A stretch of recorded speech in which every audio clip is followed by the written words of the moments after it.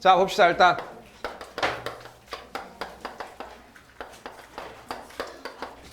앞쪽 페이지로 와봐. 다시 앞쪽 페이지. 일단 얘는 항상 전제하는 게 민주주의 사회를 전제하고 있어, 얘들아. 왜냐하면 봐봐 얘들아, 여기 불복종이라고 하는 말 자체가 뭘 하는 거야? 아니, 이거는 법을 거부하는 경우란 말이야. 근데 이게 전체주의 사회나 독재 사회에서는 이거는 바로 맞아 죽을 일이라고. 근데 이게 여기 봐봐, 시민불복종이라고 하는 것들 자체는 요거 자체를 하나의 권리로 놓고 보는 거야, 권리로. 근데 이게 권리가 되려면 당연히 그 사회는 민주주의 사회여야 되는 거야. 그러니까 민주주의 사회에 이 체제의 전통성을 이제 얘들아 정통성을 인정을 하고, 더불어 민주주의 사회에서 정책이나 정부의 정책이나 법을 거부하는 거야. 그래서 이제 요것 보고 이제 우리가 뭐라고 하지, 얘들아? 이걸 보고 의도적인 위법행위야, 위법행위. 그리고 이제 요 부분 때문에 이런 얘기를 하는 거지. 민주주의 사회니까 기본적으로 체제의 정통성은 인정한다.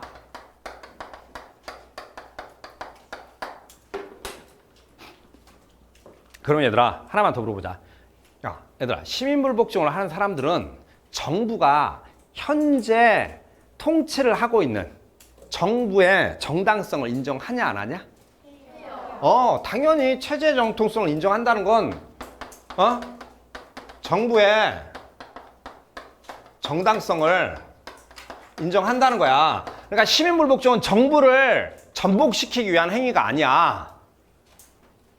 말 이해되죠? 그리고 그러니까 봐봐, 정부를 뒤집어 엎으려고 하는 게 아니라 정부가 하고 있는 특정 정책이나, 한국 사회에서 이미 여러 번 하고 있지. 한국 사회에서 허구한 날 촛불 집회가 열린 것들이 대부분 정부를 전복하려고 하는 게 아니라 정책이 잘못됐다고 시민들이 요구하는 거고, 특정 법률에 대해서 시민들이 반발해서 열린 것들이잖아. 말 이해되지? 근데 이거하고 이제 그러면 이제 봐봐, 요거하고 이제 우리가 이제 구별을 해야 되는 게 뭐냐면 저항권이야, 저항권. 저항권이라고 하는 건 얘들아, 우리가 믿었던 이렇게 되는 거야. 정부가 시민의 권리를 부정하는 거야. 권리를 부정하고 탄압을 할 때, 이럴 때 여기에 이제 이 정부에 맞서서 저항을 하는 형태가 뭐가 되는 거야? 그게 저항권이야. 그러니까 이 저항권을 맨 처음에 이제 얘기하는 게 누구야? 이게 로크야, 얘들아. 로크가 이걸 주장을 했어, 로크가.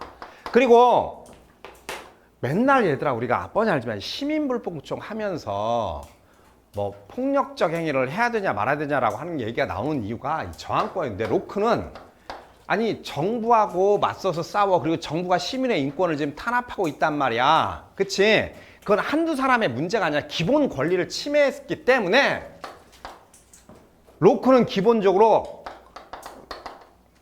그냥 이렇게 폭력을 인정을 합니다. 저항의 수단으로서. 그런데 우리 뻔히 알지만 시민불복종은 여기 봐봐, 체제의 정통성을 인정을 하잖아. 그러면 체제를 뒤엎으려고 하는 게 아니기 때문에 우리가 폭력적인 형태로 나서면 안 된다고 놓고 보는 거야. 다른 거야. 근데 이제 학생들이 자꾸 요거하고 요거를 구별을 안 하고 이제 생각을 하는 거야. 알아듣고 있냐? 네. 그러니까 이 시민불복종을 위해서 이제 여러 가지 이제 합법적인 집회라든가 이런 것도 할 수 있겠지, 초기에는. 알아듣고 있죠? 자, 봅시다. 첫 번째, 누구 나와 있지, 얘들아? 헨리 데이빗 소로라고 써 있지? 언제적 사람이냐면 19세기 얘들아, 19세기 초중반을 살았어. 미국에서. 소로의 책 중에서 제일 유명한 건 월든이라고 하는 책인데, 그러니까 생태주의적 입장에서 자신의 삶을 쭉 적어 쓴 건데, 요 시기에 얘들아 그 매사추세츠 산골에서, 그러니까 촌놈이야. 매사추세츠 그 산골에서 이게 저기 뭐냐, 미국의 북서부 지역에 산골에서 컸던 모양인데 공부 잘해갖고 요 시기에 하버드 대학을 다녔어요. 오케이. 근데 놀라운 건 하버드 대학에 가서 내가 이렇게 하버드 대학에 가서 졸라 공부를 너무 열심히 한 나머지 철학적인 깨달음을 얻었어. 아니 내가 왜 평생을 왜 돈의 노예가 돼서 살아야지 이런 각성을 하고 대학을 졸업한과 동시에 산골로 다시 돌아왔어. 남들 같으면 뉴욕으로 나가서 한참 이제 자본주의적 주식시장에 성장하는 거에서 하버드 출신이니까 기꺼이 거기 가서 이제 고액 연봉을 받으면 살 수 있을 텐데 그걸 버리고 다시 이 조그마한 자기 고향에 이제 카운티에 와가지고 왜 말도 안 돼. 그렇게 산 사람이 있는데 왜 말도 안 돼. 그래서 친구들을 불러모았고, 야, 나 저기 산중턱에 조그맣게 오두막 좀 하나 짓고 살려고 하거든. 나 좀 도와줘라 해서 이렇게 산에서 계곡 이렇게 내려오는 바로 옆에 딱 자기 혼자 살 수 있는 원룸 오두막을 지어요. 지금 그 원룸 오두막이 보존되고 있어요. 그리고 보존되고 있고 앞에 이렇게 소로가 살았던 그것들에 대해서 이렇게 설명이 돼 있고 보존이 돼 있어요. 너희들 인터넷 들어가면 바로 이렇게 찾을 수가 있어. 월든 치면 바로 그 오두막이 보여. 그러니까 실제로 그 오두막 바로 옆에는 산에서 내려오는 계곡이 이렇게 흘러가고 있거든. 그러니까 생각이 뭐였냐면 이거야. 그러니까 돈의 노예로 살기 싫어. 그리고 나는 자유롭게 살 거야. 그러니까 평생 동안 내가 하고 싶은 거 할 거야. 그게 뭐야? 하고 싶은 거 하는 게 뭐냐? 책 읽고 글 쓰고 음악을 피아노 연주하고 그다음에 시를 짓고 뭐 음악을 자작곡하고. 오케이? 돈이 어디서 나냐면 일단 앞에 텃밭을 읽어가지고 뭐 감자, 옥수수를 그리고 아침에는 뭐 기록에 따르면 생식을 했대. 일단 일어나서 세수는 어딨냐? 시내문에 개울에서 빠져서 샤워를 하고 아침에 이렇게 산길을 가서 이제 야생 산딸기 뭐 이런 거 있잖아. 산딸기 이렇게 따먹고 그리고 돈이 없잖아. 돈이 없으면 이제 내려와서 바로 아래쪽에 이제 자기 고향에 이제 온갖 막일을 다 한 거야. 그러니까 우리로 따지면 이제 뭐 노가다라고 하는 걸 하는 거야. 그러면 마을 사람들이 다 알던 사람이니까 일꾼이 필요하면 불러. 그럼 거기서 일을 하는데 계속 일을 안 해. 자기가 1년 동안 내지는 자기가 먹고 살 게 왜냐면 사치라든가 뭐 이런 것들 전혀 생각을 않고 사는 사람이기 때문에 이 정도면 먹고 살 수 있을 것 같아 하면 바로 일을 그만두고 마을에서 아이들에게 뭐 음악을 가르치고 그 다음에 아이들에게 시 쓰는 방법을 가르쳐주고. 근데 시를 그렇게 썼지만 시로는 전혀 뜨질 못했어. 음악도 엄청나게 자작곡을 했다는데 전혀 뭐 알려준 건 없고 빵 뜬 게 이제 어떻게 월든과 시민불복종이야. 근데 그 월든이 이후에 이제 당대는 알려지도 않고 이후에 이제 미국 사회에서 미국이 한참 산업사회가 된 상태에서 거기에 이제 부조리를 느낀 사람들이 이제 그걸 재발견하고 생태주의적 삶에 거의 뭐 교과서로 이제 인정을 받아. 우리나라에서도 책이 출판되고 꽤나 많이 팔렸어. 이제 이상적인 삶이지. 그러니까 뭐냐면 서로는 뭐 보통 하루에 10시간, 12시간씩 잔대.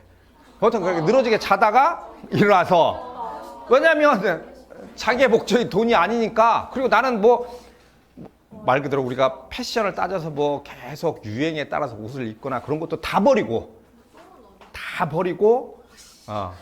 뭐라고? 개울이 있잖아.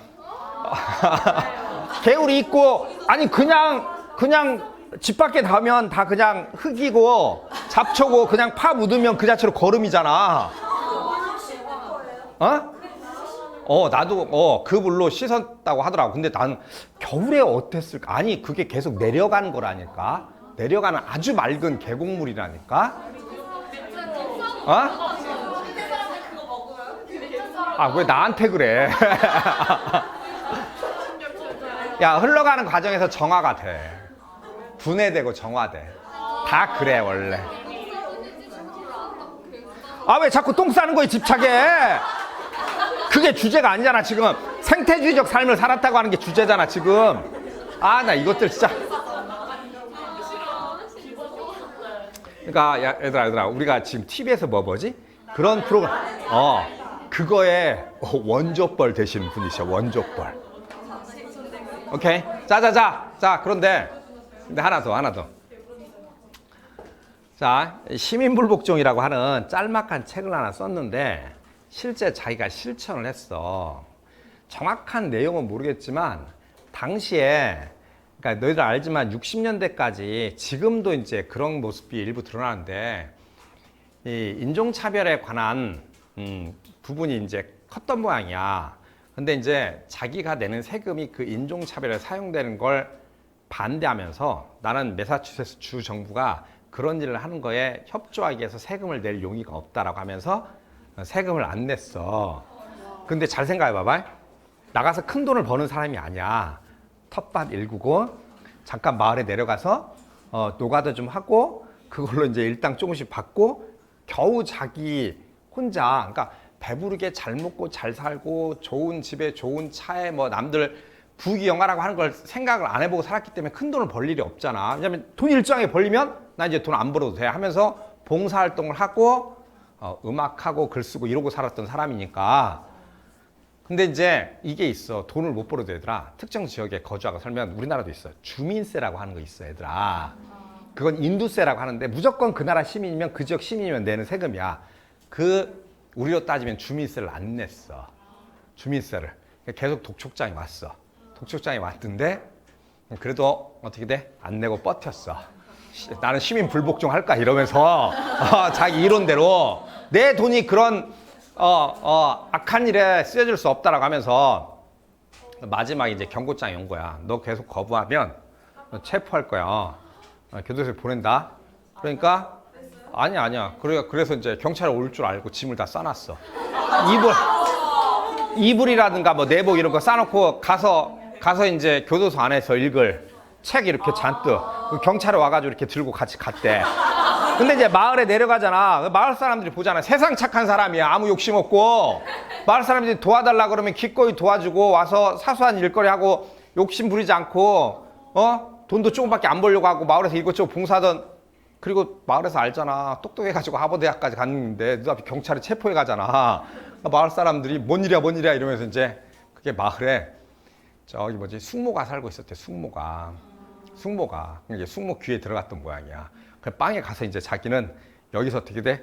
시민불복종을 계속 할 거야라고 옷 갈아입고 이제 책 보고 있는데 숙모가 와가지고 돈을 다 내줬대. 근데 그게 몇 프로 안 되는 돈이야. 주민세가 그렇게 많지 않거든. 뭐 하루인가 이틀인가 있다가 하루인가 있다가 나왔어.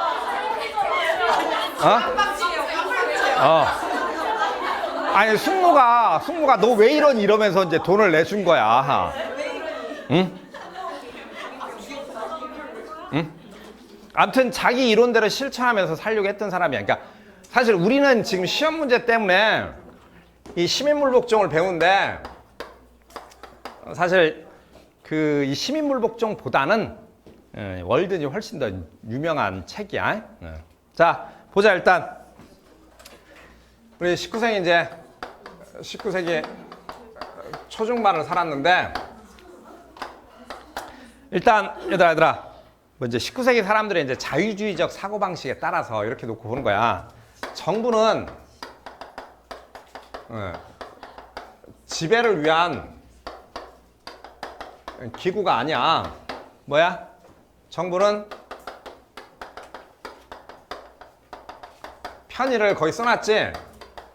편의를 제공하는 기구야.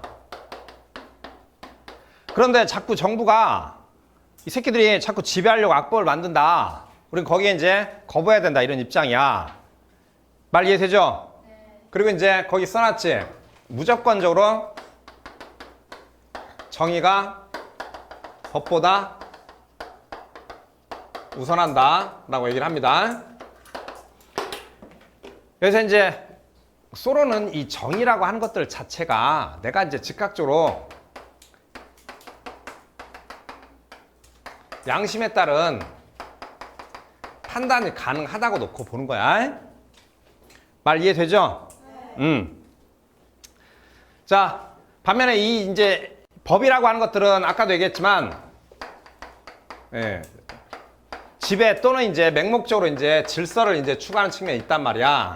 근데 요게 이제 왜곡되면 뭐가 된다? 이제 부정의가 발생하게 된다. 말 이해됐죠?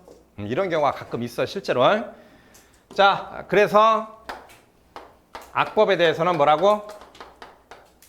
악법에 대해서는 즉각적인 거부를 해야 된다고 놓고 봐. 여기서 얘들아 핵심 뭐냐? 즉각적인 거지? 얘가 의미하는 건 뭐야 얘들아?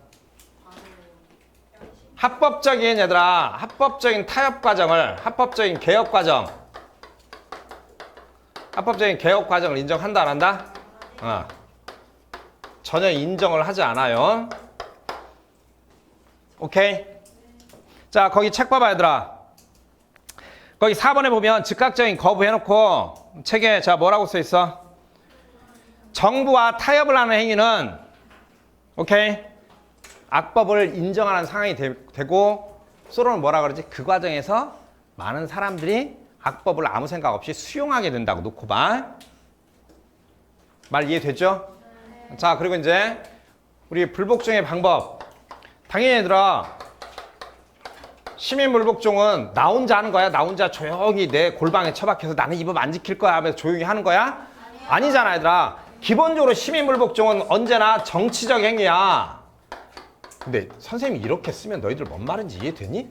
정치적 행위라고 하는 말 뭔 말인지 이해되지? 나 혼자 하는 게 아니야. 내가 정치적 행위를 하는 건 내 주장을 많은 사람에게 알려놓기 동조자를 모으고 동조자를 통해서 힘을 키워서 어떻게든 바꾸려고 하는 거잖아. 그럼 당연히 첫 번째가 뭐니 얘들아? 정치적 행위라고 하는 것 자체는 일단 무조건 공개성을 가져야 돼. 그렇잖아. 그리고 서로도 당연히 민주주의라고 하는 것들, 우리가 시민적 평등성이라고 하는 것들을 인정하잖아. 그러니까 민주적 정부를 인정을 하기 때문에 기본적으로 비폭력성을 얘기를 해. 근데 가끔 이런 경우가 있어 얘들아. 서로가 마지막 저항으로서 폭력을 인정한다 안 한다라고 하는 건데 얘들아 그건 되게 애매해. 그건 학자들 입장에 따라서 다 달라. 서로를 해석하는 방법이. 근데 일단 우리 책에서는 고등학교 이제 생활과윤리 교과서에서는 시민불복종 이꼴 곧 비폭력이라고 놓고 보는 거야. 말 이해됐지? 그건 얘들아 학자들끼리 합의 안 된 건 절대 나올 수가 없어. 알아듣고 있지? 자, 얘들아 291페이지. 자, 마틴 루서 킹.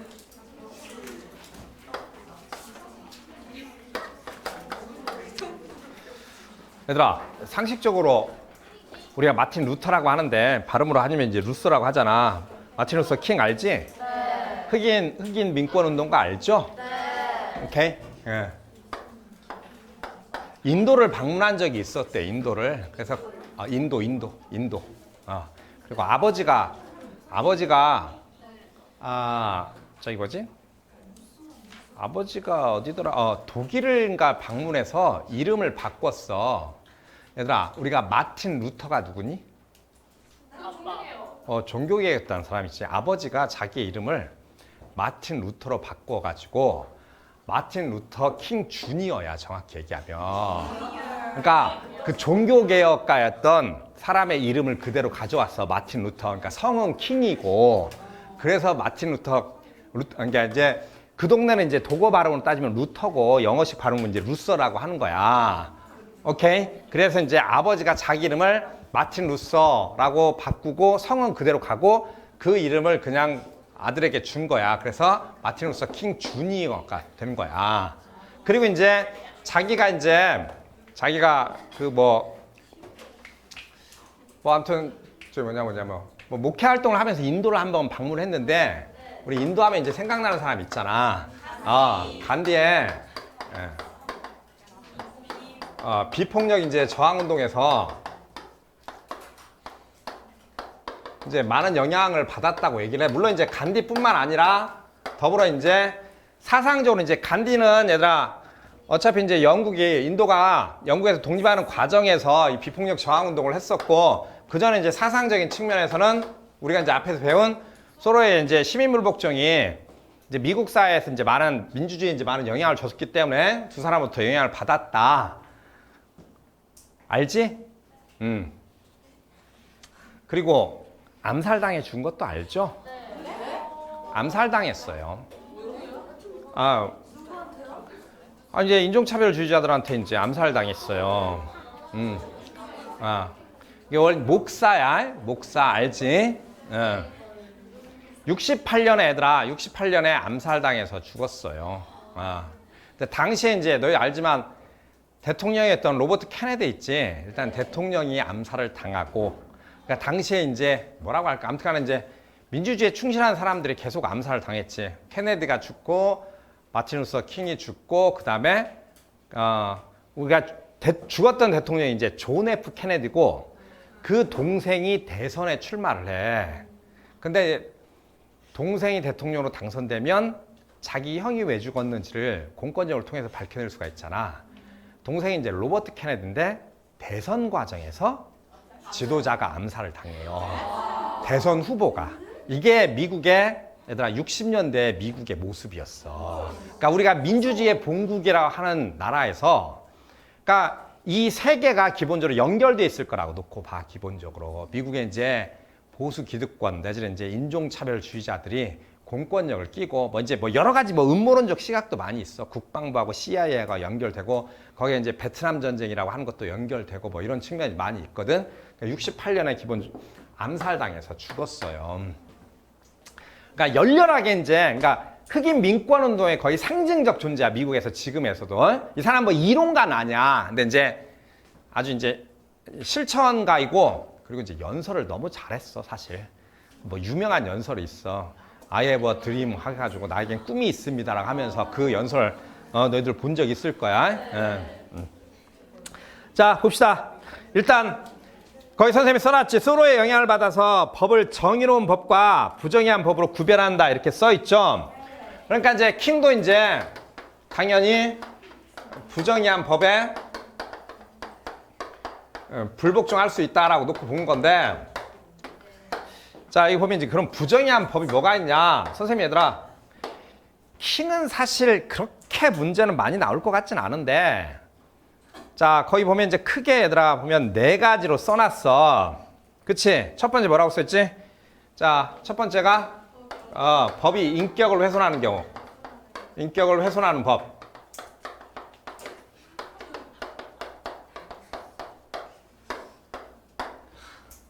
이해되죠? 네. 니은번은 뭐냐? 법이 한 집단을 구속하면서 다른 집단을 구속하지 않는 경우. 인종차별하는 법이야.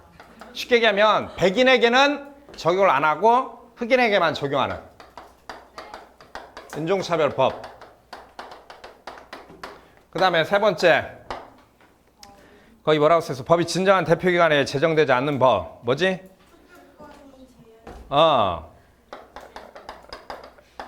대표성이 없는 상태에서 제정된 법. 이건 이제 민주적 원리에 어긋나게 되는 거잖아. 말 이해되죠? 그 다음에 이제 리을번에 법은 그 자체로 정당하지만 그러니까 이제 부당하게 적용한 법에 대해서는 불복종할 필요가 있다. 그러니까 이번에 얘들아 미국에서 알지? 그 흑인이 누구지? 이름이 뭐였다? 이름이 생각이 안 나네. 목을 졸려서 죽은 그 흑인 이후로 이제 미국에서 그 항의 시위하고 뭐 폭동까지 연결을 했는데, 생각보다 미국이 인종차별이 우리가 이제 뉴스로 접하는 것보다 상당히 큰 모양이야. 뭐 어디서 글을 한 편 읽었는데 어떤 이제 백인 사회학자가 쓴 글에 이런 얘기 있더라고. 암묵적으로 모든 백인은 인종차별주의자다. 자기가 백인인데도 당신들은 당신 인종차별을 하지 않는다고 하지만 당신들의 무의식적 행동 자체에 백인의 우월주의가 새겨 있다.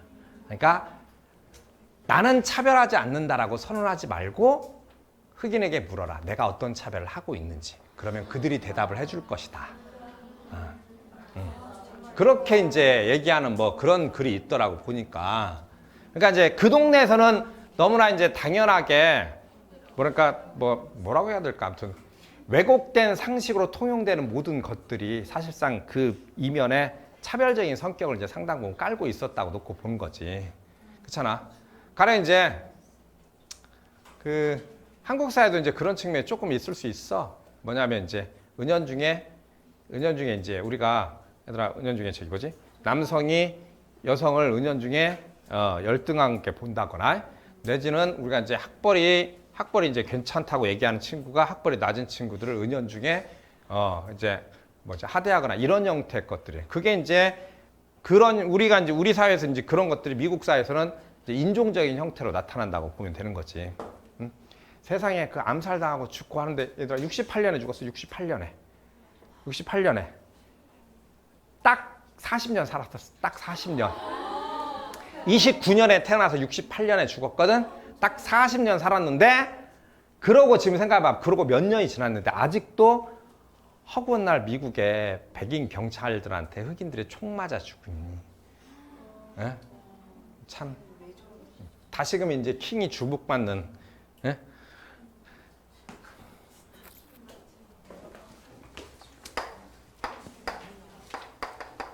자 롤스 얘들아 시민물복 좀 봅시다.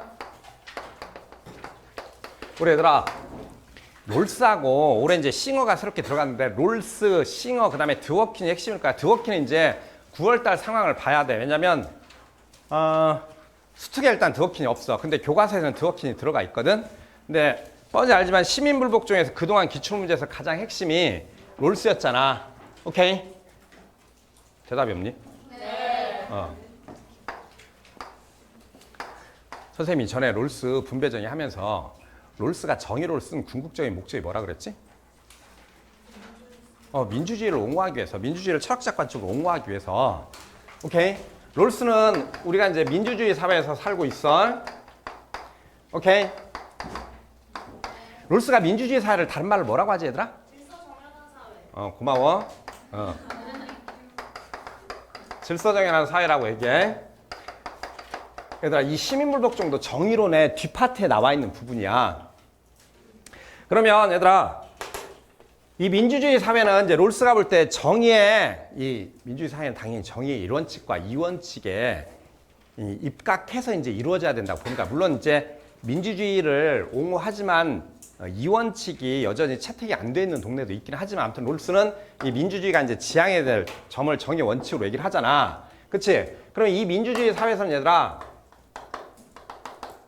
인권을 보장하기 위해서 뭘 만드냐면 헌법이 있어. 오케이?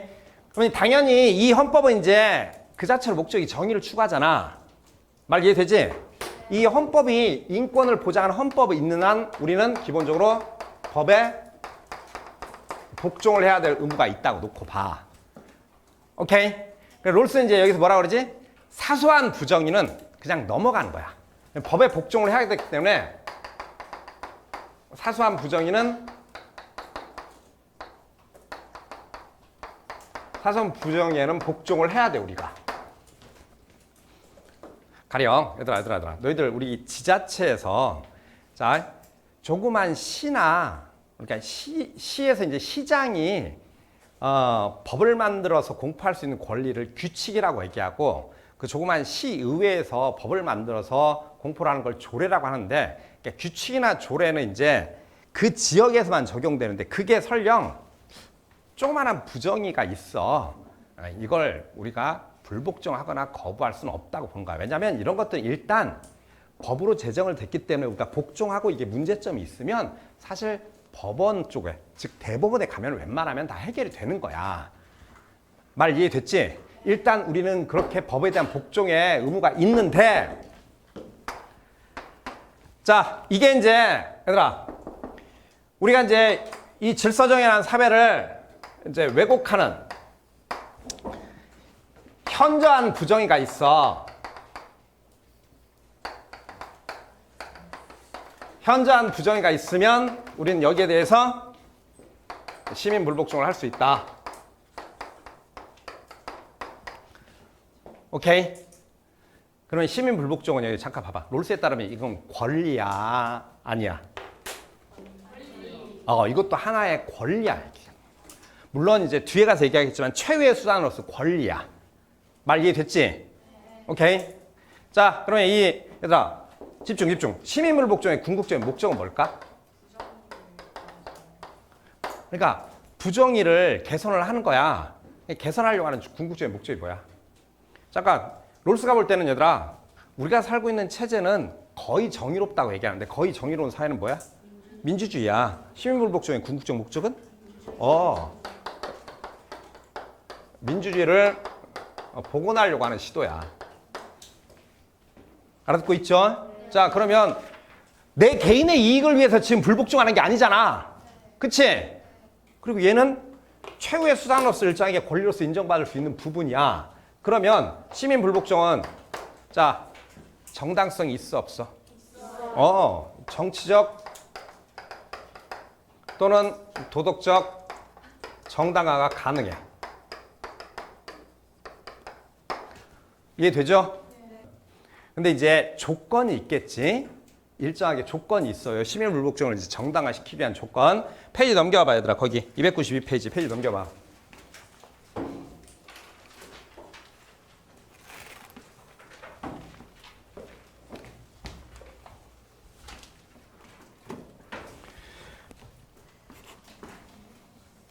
선생님이 거기 책에 보면 얘들아 시민불복종의 정당화 조건 이렇게 써있지?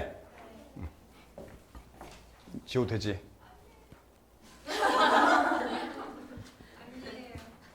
이걸 적기가 그렇게 힘들어? 쟤도 쓰고 있는데 같이?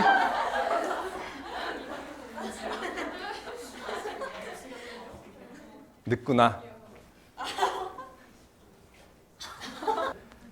자, 시민불복종에 얘들아 정당화 조건이 있어.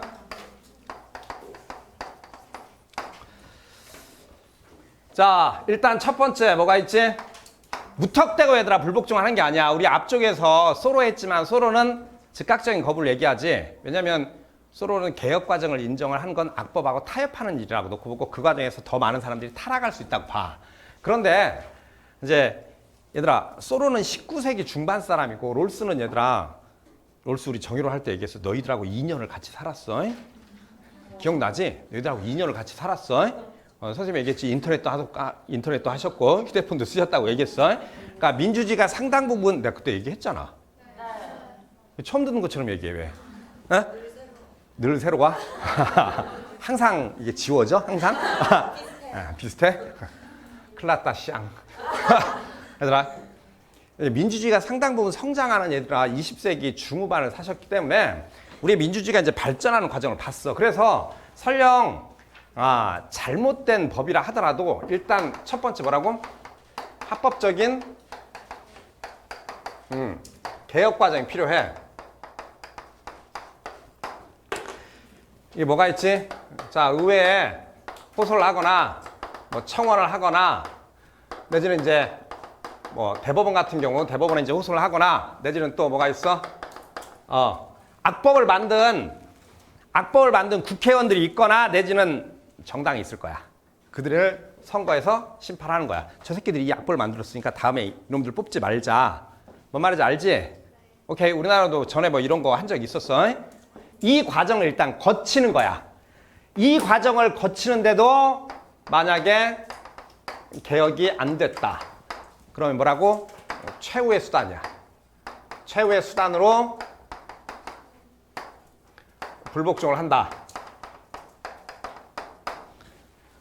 이해됐지?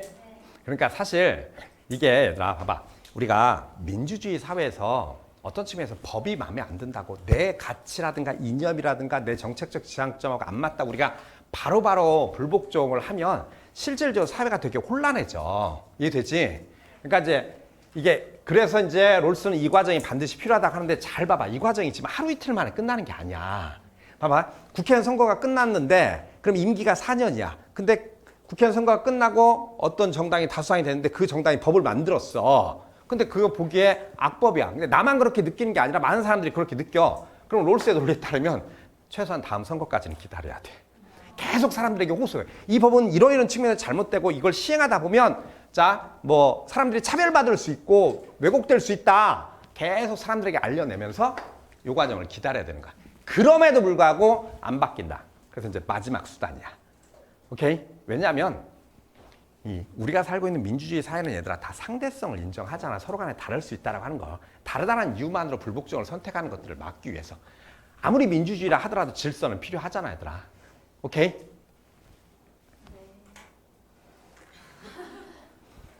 뭘 옆에를 봐. 자, 그 다음에 봐봐. 니은번에 뭐라고 써있어? 정에 대한 명백한 얘들아 위반이 있어야 돼. 그러니까 시민불복종 얘들아 기준이 존재해. 기준. 그게 바로 뭐야? 정의의 1원칙. 얘들아 1원칙이 뭐지? 정의의 1원칙. 평등한 자유의 원칙. 그 뜻이 뭐라 그랬지? 모든 사람에게 평등한 기본권을 보장한다. 오케이? 그 자체로 이제 민주주의를 옹호한다 이런 뜻이라고 했잖아.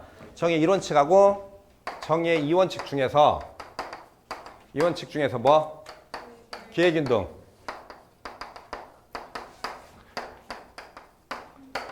자, 이 두 가지를 훼손하면 뭐라고?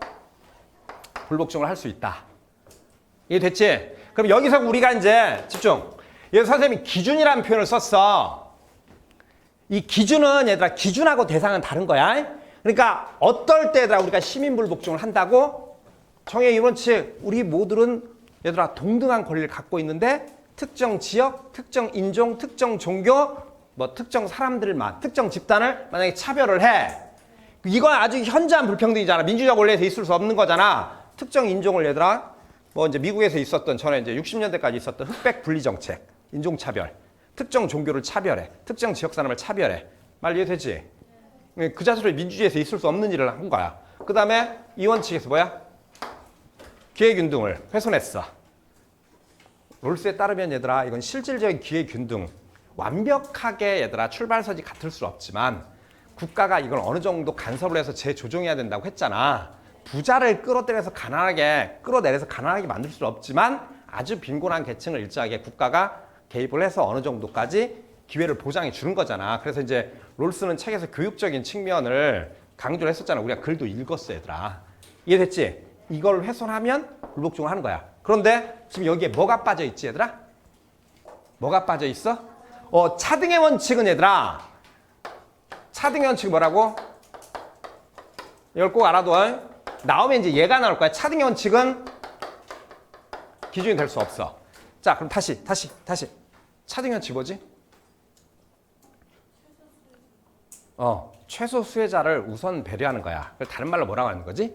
불평등은 모든 사람에게 이익이 돼야 된다고 하지. 근데 이제 봐봐. 롤스가 쓴 정의로는 얘들아, 이게 정치 철학이기 때문에 추상적인 측면에서 관점을 제시하는 거지 구체적인 정책을 하나하나 나열하는 게 아니야. 그럼 봐봐. 불평등이 모든 사람에게 다 이익이 돼야 돼. 근데 그게 구체적으로 이제 현실화시키면 이게 되게 애매모호해. 말 이해되니?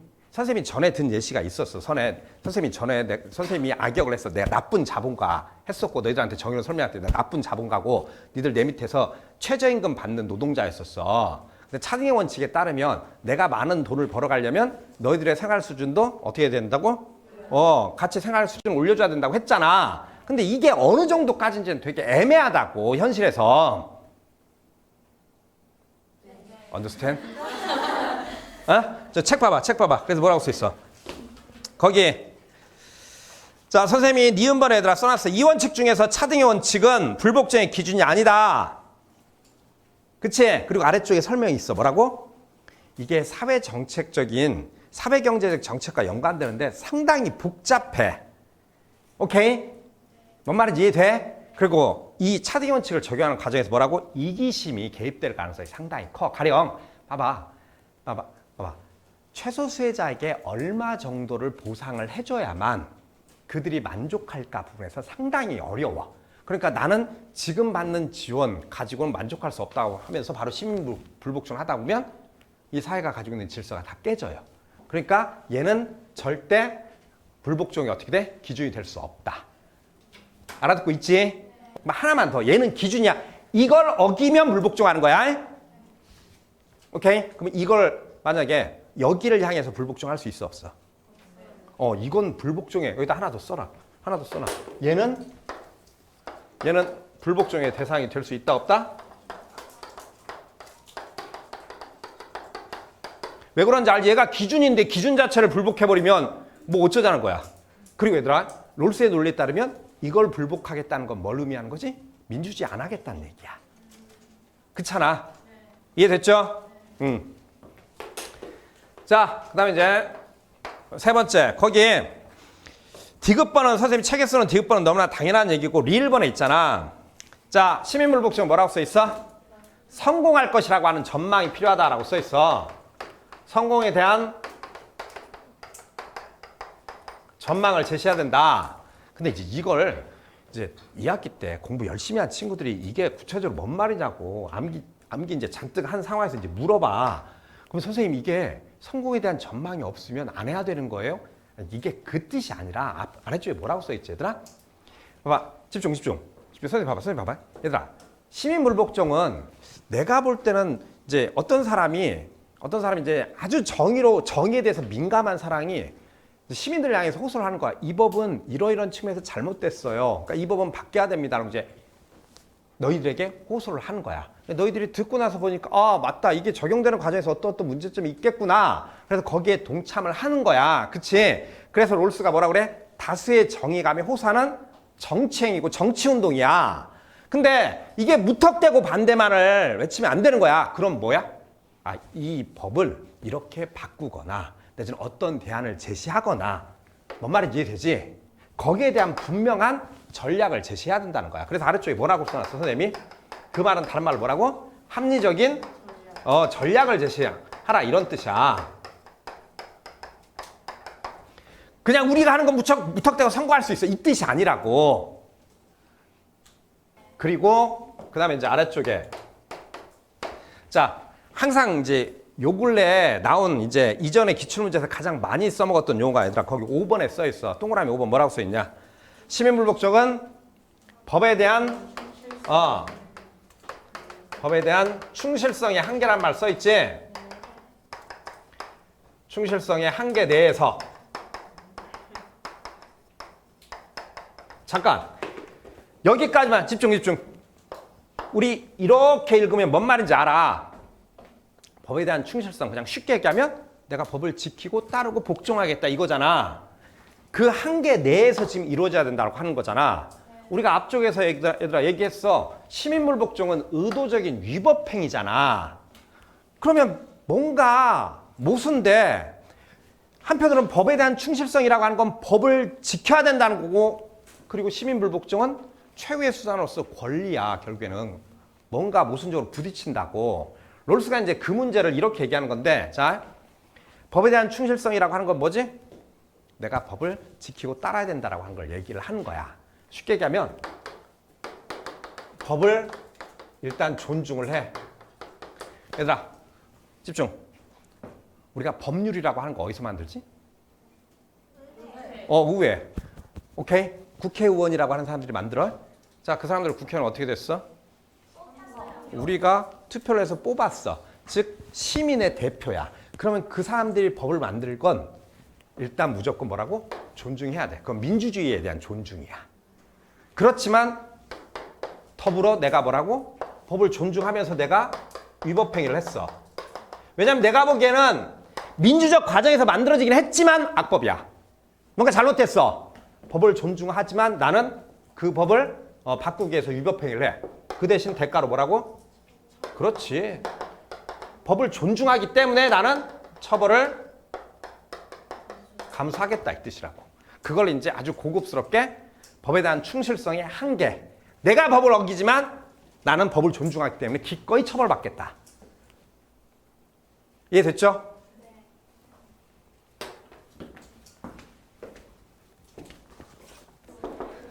보자 얘들아. 우리 소로부터. 아마 소로 이제 얘들아 싱하고 드워킹이 들어가서 별로 나올 일은 많이 없을 거야. 봅시다. 우리는 먼저 인간이어야 하고 그 다음에 국민이어야 한다고 나는 생각한다. 자 집중. 이 문장 뭔 말이야?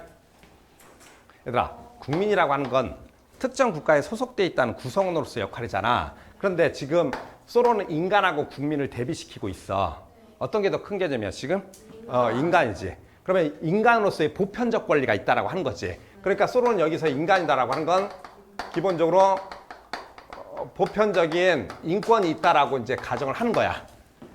오케이? 법에 대한 존경보다는 먼저 정의에 대한 존경심을 기르는 것이 바람직하다. 얘들아, 소로가 이제 법이라고 얘기할 때 이 법은 뭐야? 실정법이지? 그런데 실정법을 얘들아 뛰어넘는 지금 정의라고 하는 것들이 존재한다고 놓고 봐. 그러니까 따로 이제 보편적인 정의가 있다고 놓고 보는 거겠지. 당연히 이런 식의 이제 사고방식을 뭐라고 얘기해? 자연법 사상이야, 얘들아, 자연법 사상. 내가 떠맡아야 할 유일한 책무는 언제든 내가 옳다고 생각하는 일을 행하는 것이다. 불의가 당신으로 하여금 다른 사람에게 불의를 행하는 하수인이 되라고 요구한다면 분명히 말하는데 그 법을 어겨라. 아주 단호해. 오케이? 중간에 개혁과정 그거 없어. 뭔 말인지 이해되지? 즉각적이야 지금. 두 번째 봅시다. 소수가 무력한 것은 다수에게 다소곳이 순응하고 있을 때이다. 그때는 이미 소수라고 할 수도 없다. 그러나 소수가 전력을 다해 막을 때 거역할 수 없는 힘을 갖게 된다. 공자는 말하기를 나라에 도가 있는데도 가난하고 천하다면 부끄러운 일이요. 나라에 도가 없는데도 부하고 귀하면 부끄러운 일이라고 했다. 얘들아, 소로가 언제적 사람이라고 그랬지? 19세기 중반 사람이라고 했어. 아까도 내가 롤스 설명하면서 했지.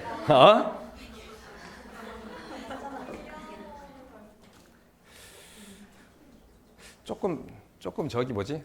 하드가 좀 부족한가? 하드가 좀 업그레이드가 필요한 것 같은데 하드를. 내가 그러니까 저번에 선생님이 저기 우리 수업할 때 그랬지. 신경윤리학에 따르면 우리의 기억력을 2배 내지 3배 향상시킬 수 있는 약물이 가능하다고. 적절하게 너희들한테 필요하겠다 정말. 아니 선생님이 그 얘기를 왜 하냐면 봐봐 얘들아, 19세기 중반에 지금 미국에서 살았어. 매사추세츠에서. 근데 지금 공자를 읽었어. 공자의 논어를 인용하고 있잖아 지금. 안 그래? 좀 신기하지 않니? 라고 했다. 그렇다. 뭐냐 이거 뭐 웅변하니 뭐. 자, 남부의 어느 먼 항구에서 나의 자유가 위협을 받게 되는 일이 생기고, 자, 매사추세츠 자기 고향이야. 매사추세츠 주의 보호의 손길이 내게 미치기를 내가 원하게 될 때까지는, 또 내가 고향에서 평화적인 사업을 해서 재산 모으기에 전념하게 될 때까지는 나는 매사추세츠 주에 대한 충성할 것을 거부하고 나의 재산과 생명에 대한 주정부의 권리를 거부할 수 있다. 이거 전에 선생님이 소로 할 때 설명했었어. 소로가 시민물복종을 실제 행했다 그랬지? 그치? 무슨 일 때문에 그랬다 그랬지? 그러니까 세금 내기를 왜 거부했냐고. 인종차별에 대한 분명하게 반대하면서 자기가 낸 세금이 거기에 쓰여지는 거에 반대하면서 아주 소심하게. 그렇잖아? 많은 세금은 아니라 그랬어. 그냥 뭐 돈을 번 사람이 아니니까. 나로서는 이러한 정부에 복종하는 것보다는 차라리 불복종에 처벌을 받는 것이 모든 면에서 잃는 것이 적다. 왜 잃는 것이 적다라고 얘기하는 거지? 처벌이? 자기는 자기의 양심과 정치적 지향점을 지켜가는 거니까. 응? 정부에 복종할 경우 나는 자신의 가치가 전에 비해 떨어짐을 느끼게 될 것이다. 내 가치를 버리면서까지 부정의하고 타협하지 마라. 이해됐죠? 네, 그때 소로가 저기 뭐지? 시민불복종하면서 감옥 가려고 저기 2부라고 5다고 책 잔뜩 싸놓고 기다리고 있었다고 했잖아.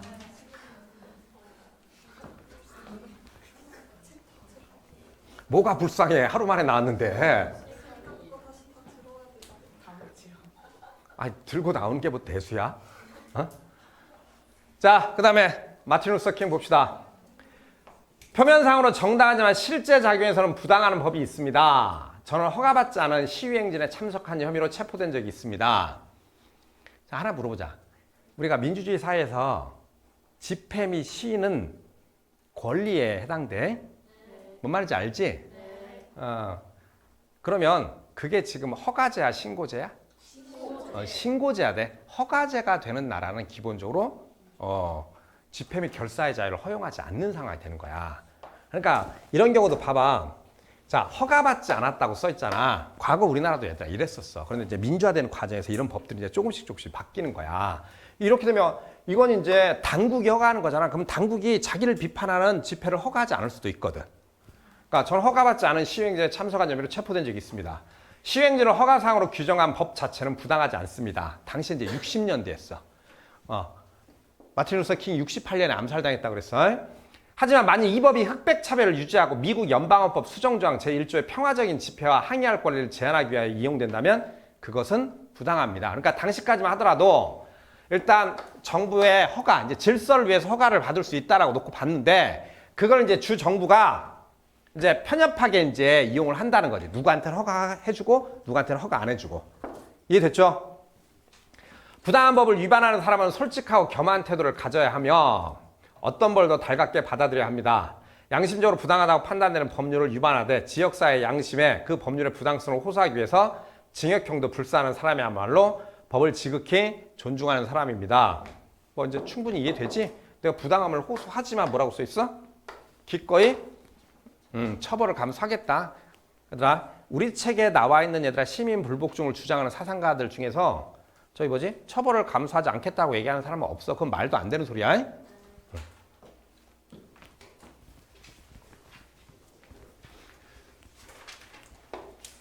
얘는 띄어쓰기는 어떻게 된 거니? 얘는 띄어쓰기에 붙어야 되잖아. 이거 어떻게 된 거야 이거?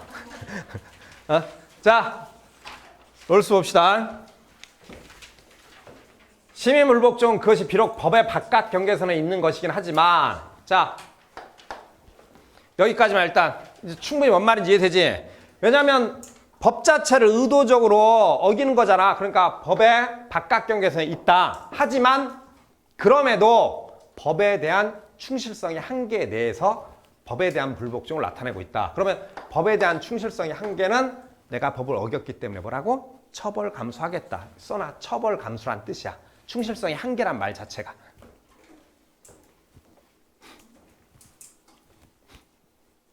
이해되죠? 그 법을 어기기는 하지만 법에 대한 충실성, 그 행위의 공공적이고 폭력적인 성격과 그 행위의 법적인 결과들을 받아들이겠다는 의지에 의해 표현된다. 이해되죠? 뭔 말이지? 내가 의도적으로 위법행위 해놓고 처벌하려고 하는데 야, 내 행위는 정치적 행위이기 때문에 나를 처벌하면 안 되라고 하면 아무도 그 사람의 공공적 행위를 인정하지 않을 거라는 거야. 나는 내 양심에 따라서 이게 부정이 아니까 반대하는 위법행위를 하고 나는 나한테 소리했지만 기꺼이 난 처벌을 감수하겠어. 뭔 말인지 이해되지? 만약에 이익을 옹호하는 사람들의 논리에 따르면 멍청한 일이 될 거란 말이야. 자기에게 직접적으로 이익이 되는 게 없음에도 불구하고 이런 행동을 하니까. 그렇기 때문에 이제 공공적인 성격이 거기서 드러나게 된다. 이와 같은 법에 대한 충실은 다수자로 하여금 그 행위가 사실상 정치적으로도 양심적이고 진지하며 또한 공중의 정의감에 호소하려는 의도된 것이라는 사실을 보여주는데 도움이 된다. 이해됐죠? 알아듣고 있지? 자, 그 다음에 정당한 조건. 정당한 조건 거기 크게 뭐 이렇게 내달라 이렇게 쭉 써놨는데 자, 몇 개만 봅시다. 첫 번째, 입헌민주주의 사회에서 시민불복종에는 마지막 수단이며 만약 그러한 행위가 정당화될 수 있으려면 네 가지 조건이 충족돼야 된다. 첫째, 목표는 사회정의 기본 원리에 사회가 따르도록 하는 것이어야 된다. 이게 무슨 말이야? 사회정의 기본 원리는 뭐지? 정의의 원칙을 얘기하는 거고. 이게 됐지? 둘째, 합법적인 개혁의 방법, 즉 의회, 청원, 선거를 시도했지만 그것들이 소용이 없어야 한다. 셋째, 시민불복종의 전략과 목표가 보편화 가능해야 된다. 이거 보편화 가능해야 된다. 무슨 말이지? 보편적 정의하고 보편적 인권에 어떻게 의존해야 된다. 그래서 야, 우리가 외치는 게 봐봐, 생각해봐봐. 우리가 외치는 게 맞는 얘기잖아 라고 하는 것들을 시민들에게 설득해야 된다는 거지. 오케이? 넷째, 시민불복종이 성공할 수 있을 거라는 합당한 전망이 있어야 된다. 아까 이 합당한 전망이 있다. 뭔 말이라고? 시민들에게, 이 운동에 동참하는 사람들에게 합리적인 전략을 제시를 해야 된다. 됐죠? 자, 그 다음에 만일 우리가 시민불복종을 공동체의 정의감에 호소하는 정치적 행위로 본다면 정치적 행위야. 왜냐하면 법이라든가 정치를 바꾸려고 하기 때문에 다른 조건이 동일할 경우 그것을 구체적이고 분명한 부정의 사례나 더욱이 다른 부정의를 제거하는 길을 방해하는 것에 한정하는 것이 합당하다. 문장이 좀 긴데 얘들아. 자, 조건이 있어. 정치적 행위로 본다면 맨 끝에 서술어. 한정할 필요가 있다라고 얘기하고 있어. 지금 앞쪽에 뭐라고? 구체적이고 분명한 부정의의 사례나 다른 부정의를 제거하는 길을 방해하는 것에 한정해야 된다. 뭔 말일까? 가끔 이제 사람들이 정부가 잘못된 정책을 꺼내거나 내지 의회에서 악법을 만들었어. 그러면 거기에 저항하는 과정에서 의회를 뒤엎자, 정부를 뒤엎자 이런 식의 구호가 나올 수도 있어.